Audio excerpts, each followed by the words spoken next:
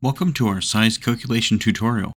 In this video, we will cover how to calculate the hinge side and handle side of a Lazy Susan door set.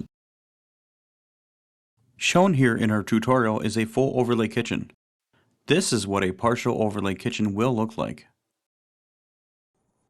Before we get started, you will need tape measure, pencil, and a sketch of your kitchen cabinets. It is also helpful to understand a few cabinet terms. Overlay is the amount of cabinet face frame that is covered by the door or drawer front. Your door overlay and the hinge overlay will match. This video discusses a 1/2 inch overlay, commonly referred to as a partial overlay.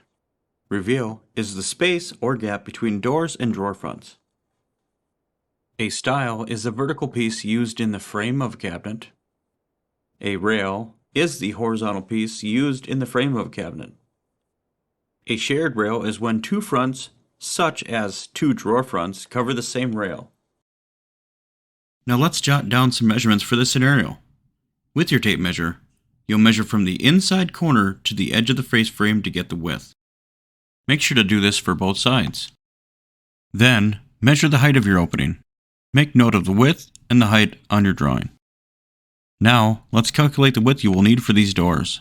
Your formula is opening width plus overlay minus 7/8 of an inch.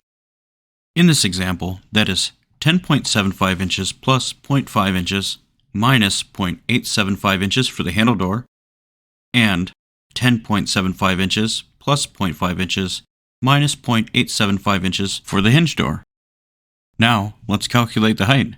Your formula is opening height plus top overlay plus bottom overlay. In this example, that is 27 inches plus 0.5 inches plus 0.5 inches. For the handle side, you will order a door that is 10.375 inches wide by 28 inches high, and for the hinge side, you will order a door that is 10.375 inches wide by 28 inches high.